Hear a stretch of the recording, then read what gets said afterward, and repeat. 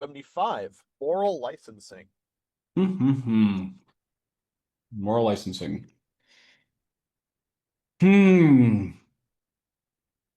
The contemporary ethical fallacy that one's consistently moral life, good behavior, or recent extreme suffering or sacrifice earns him or her the right to commit an immoral act without repercussions, consequences, or punishment. Example, I've been good all year, so one bad won't matter. Or, after what I've been through, God knows I need this. The fallacy of moral licensing is also sometimes applied to nations. Example, those who criticize repression and the gulag of the former USSR forget what extraordinary suffering the Russians went through in World War II and the millions upon millions who died. See also argument from motives. The opposite of this fallacy is the excessively rare in our times ethical fallacy of scruples, in which one obsesses to pathological excess about one's accidental, forgotten, unconfessed, or unforgiven sins, and because of them, the seemingly inevitable prospect of eternal damnation. Got it. Interesting. It's interesting that it's called scruples. I would have called that more original sin, is usually how it's described Hmm. um, in in colloquial terms. But yeah, that's interesting. Yeah, what are our thoughts on moral licensing? I have a very interesting story on this one. Let's do Uh, it. yeah, let me eat this last thing here before I get into it. Mm, mm, mm, mm. So, hmm,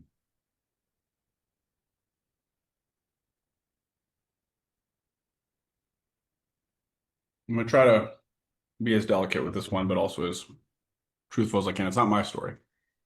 Hmm. Um, there was a friend group that I was a part of. That was a friend group, and I would say more of like a, how do I put this? Hmm, I'll say group. This group is easiest. There's a group that I was a part of that was very fallacious in how it would operate, and it would leverage a lot of like social context and social forces to have people remain in it or continue to give it money or whatever. Very, in terms of like we've talked about cult-like behavior, this group definitely had strong cult-like behavior. Um, Only a couple steps away from like being able to be officially, yep, this is a cult. Like very few steps. Um, So, like Vector? Kind of, yeah. Okay. But like in some cases, like worse. Oh, Yeah. damn. Yeah, like Vector, like for me it was like okay, like there's cult-like behavior, and at the end of the day, I wouldn't be able to call it a cult. This one, it was like there's cult-like behavior, and it's pretty damn close. Like it's just like close. What was the because I used to call Vector cult and then I think we Googled the definition and then we both agreed we couldn't quite call Vector cult. I'm curious if Yeah. this one fits that. Yeah. So in a lot cults typically have the they begin to raise up an individual and begin to call that individual God, or the individual claims to be God, Right. Oh and yeah. also usually some level of sexual exploitation by the individual who claims to be God or a direct channel of God. I don't know. I mean, I just Googled it again. Yeah. It says there needs to be some aspect of like religious ven veneration, veneration, or and devotion. I'm probably saying one of those words wrong. Um, Yeah. so yeah, Vector is not quite a cult because there's no religious doctrine behind it, Yeah. but as far as dogma goes, absolutely. Hmm. So this other one Yeah. that you're talking about, Yeah. Very cult-like behavior. And thus there were people inside of this space that were deemed as more awakened or more whatever. Like they were basically like based off of certain qualifying factors, they were identified as higher up than others. Right. Okay. And there are several people in this space that are kind of like I would say like have top tier reverence. And this there was one such person who was considered um, one of the most generous, kind, you know, uh, moral, good people. Was there like a prophet, like a person that was like on top of it? No, there was like someone who claimed to have all the answers, like a prophet would, but there was no direct claim of this person is a prophet. Okay. Yeah, but again, that's why I said it's super close. Like there was only like truly, I really believe in this space. The only thing that separated it from a cult, like a full-on cult, was the fact that there was no religious like this is a there we have a deity that lives here and they have all the answers and follow them and listen to them and do whatever they say. That's the only thing that was missing. If that Okay. one thing was added, everything else was in it. And so turns out this one of these people who is considered super respected and everything um, goes and um, ends up assaulting somebody within that space.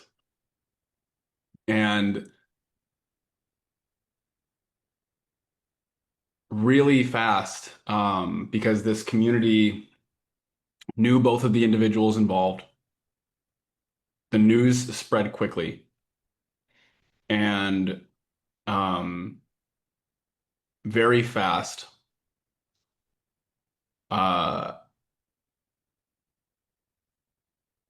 the communication of the space was going very heavily on victim blaming. The person who was assaulted was being told right away, you need to forgive this person, you need to let it go. This wasn't that big of a deal. It was a lapse of judgment. There's a whole thing. Wow. And so for me in this, and there were many things that I had an issue with this space, so I removed myself. But this was one such thing that was like, yeah, done. And it wasn't about even the person who did the assaulting or the information I was receiving. It was actually for me the way the community was responding. The response was a resounding trying to tell someone how to live their life and how to be. And I'm like, whoa, this is not okay. And I went to, and for me, knowing both people and caring for both people, I went to both and was curious about both of their experience. And again, it didn't seem like that was how the space was responding. It was not curious for both people's experience. It was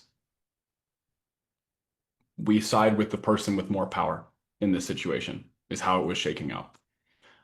So separated myself, and also just remained in support of the person who was assaulted. One, because I wanted to care for them, but I also started to notice that an entire community that they believed was living in their best interest all of a sudden turned on them overnight. And I was like, that person is going to be devastated by that move. And so I began to spend time with that person because everyone else was dipping. And I'm like, that's not how this works. And so consistently spent time with that person, was just there to hold space and cultivated a really beautiful friendship with this individual that I now they're one of my closest friends. Then months later, the person who uh, had assaulted this other person reaches out to me and says, "Hey, how come we haven't been chatting?" Like it wasn't a, "Hey, how are you? Hey, what's going on?" It was immediately, "Hey, how come we haven't been chatting?" And I was like, "Okay." And I was like, "Well, Like you have an obligation to chat with anybody. correct." But it was like right off the bat, right? And I was like, "Okay, got it, understood." And immediately I was on the defensive because I'm like, "All right, what am I being pulled into here? What's happening in this moment?" And so this this person, um, we basically decided to get um, lunch together to get into communication. Because for me, I was like, you know what, I desire to be curious and desire to understand, and also to come clean, because I was friends with both of these people, and I had distanced myself from the one who had committed the assault. And so, and I hadn't told them I was going to do that. I hadn't been in integrity. I hadn't said, hey, just want you to know I'm distancing from you and here's why. I never did that. And I'm like, you know what? It's important that I do that. So we meet up, we have a conversation. Um, and as we're talking, and I share with this person, hey, this is actually why I've been distancing myself from you and from this space as a whole. Um, the reasons that they gave as to why what they did was they were apologetic about their actions, but they consistently were employing to me as reason as to why their actions should be forgiven quickly was because of the track record of their actions prior. And it was like, look at my track record. Look at what I've done. Look at how I've always been. Look at what I've done. Look at how I've consistently behaved. Look at how generous I am. Look how much I care for other people. Look at my actions. My actions speak for themselves. I should be awarded forgiveness and this should be fine. Um, and I was like, in my heart of hearts, I was like,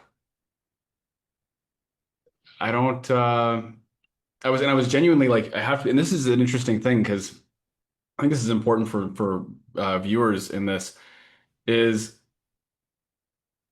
at the time when I heard this person make this case, at the time, Fallacy. yeah, using this fallacy, at the time I was like, yeah, I guess I didn't think of it that way. And I started to like be enrolled in this story. And then it was only until later that I was like, oh wait, hang on, that doesn't feel right. And it's now reconfirmed by reading this in this moment. So it's like I think the hard part about fallacies in terms of when we experience them, especially when they're utilized with certainty, when people are like saying, no, this is a reason why you should be able to like think about it. You should be able to omit all my actions because look at my past actions. Like if someone's certain about it and they bring that energy to the space, they bring that determination to the space, it's difficult to not be swayed by that. It's difficult to not be impacted by that. And in that moment, I found it difficult not to believe this person. But it wasn't until I got out of the situation, separated myself from this person again, and evaluated the conversation in retrospect and was like, no, that wasn't right. That doesn't align with my values. So all this to say, that if anyone watching this has ever been in a position where they have fallen for a fallacy or they've committed a fallacy, but mostly in this case have fallen for a fallacy and they fell into it, um, I just want to say in this moment that I think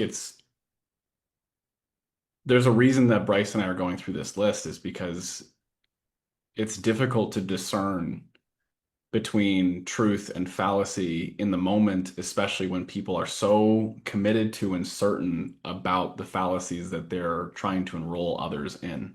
And if that other individual doesn't even know they're using a fallacy, they're using it blindly. Um, like people, when they feel guilt, shame, embarrassment, especially, I have found out of all the emotions that have been difficult for me to be with, I found embarrassment to be one of the most difficult emotions for me to be with. We will do anything as human beings to try and avoid feeling feelings we don't want to feel. And so, like, I think people who don't know that they're committing fallacies, or rather, when they feel things they don't want to feel, they'll reach for whatever they can reach for to avoid feeling things they don't want to feel. Um, Even though in their heart, I think there's a part of them that doesn't feel right about what they're doing. And I think that's why they apply so much intensity to it. So, yeah, just felt, I don't know, in this moment, I felt called to share that for whomever needed to hear it. For sure. I think that's a great example. I'm not sure if I have an example like that. But yeah, that is an awesome one. And this kind of reminds me, it's like a personal version of Heroes All versus Hero Busting, Mm. where was it? So moral licensing would be Heroes All, where the good that someone has done, it outweighs the bad, and uh and that's that. And then Scruples, I know it says it's excessively rare, but like, isn't this like cancel culture? Maybe I'm wrong on that, but like it would be the opposite, where you're pointing out the one thing someone did wrong, um, and then have inevitable prospect of eternal damnation for that person for that thing.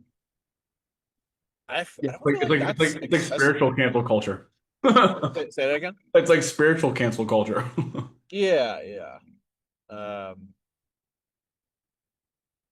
Maybe I'm misunderstanding it to where why this is saying it's excessively rare in our times. But Mm, I don't know. maybe relative to what it used to be. Okay, I could buy that. Like it used to be normal. So in reading the Bible, um, there are multiple times where a prophet of some kind is asked a question by an audience member or an onlooker, and a question that's asked usually to such prophet, whether it was Jesus or someone else throughout the Bible. The question is, when someone's afflicted with something, what was the who committed these who committed the original sin? Who sinned in this person's life? Was it them or was it their parents? And so I think that there was a time in life where, or a time in humanity where, like trying to find out like a relationship between something that was done wrong at one time, how it related to consequences now. I think that was much more common at one point, because it's recorded multiple times throughout the Bible, whereas now I don't think we think that way as commonly anymore. And then just to be clear for uh those who are listening, um the Bible, the stories that are contained within it, almost none of them are verified, but the Bible is still a historical text because back then people didn't record history to be as accurate as possible. They generally recorded history as this is the story we learned. This was the lesson that we learned, and we embellish it to make it grander than it was, so that people remember the lesson. And um, and that's a lot of what happened during the Bible. So like, yes, those specific events may not have happened the way that they say they are, but the lesson that they learned, I see no reason to believe that people didn't learn that lesson and then embellish it, because that was very common at the time. Uh, so yeah, even though the example of the Bible may not be entirely accurate, I think it still works for this fallacy, because I'm sure that was definitely used a lot. Yeah. Well, it was also, if you think about it, that time back then, science was, Not there. There was yeah, no science then. yeah. So the way that the world was explained or understood was by consulting spiritual leaders and spiritual knowledge. That was the only real way to understand the question, to answer the question, how did this happen or why did this happen? The answers of how, the questions of how and why were typically answered with spiritual information, not scientific information. So Yeah. it would make sense that if someone's looking at someone with leprosy or looking at someone who was born without arms, to go, oh, why did this happen? And then for someone to say, oh, it must have been because, this spiritual reason, because someone sinned in their past or someone did something wrong and it carried through and, all that kind of a thing. Yeah. It was a lot of philosophy and confirmation bias. If somebody was sick, they would try feeding them something, and then they became better, and they're like, oh, those things must be the cure. When it's no, they got better on their own. You just coincidentally fed them this thing. Um, You're talking about syphilis and and mercury? so and then they oh, mercury. What? You're talking about syphilis and mercury? That was a so for syphilis that was That's one example. There's just a ton of examples like that. yeah. Mhm. So yeah, like Aristotle and oh God, uh, I'm forgetting the people's names. The philosophers that are like, let's try to just double check. Let's just like test this really quick. Uh, Mhm. that's when science was born. When they took the philosophy, they had the connection. They're like, let's just check, and then that is when science started. Because back Yeah. then it was just like, oh well, it was true one time, therefore it's true all the time. Yeah. All right, anyways, totally off topic. That's moral licensing. Hope you enjoyed.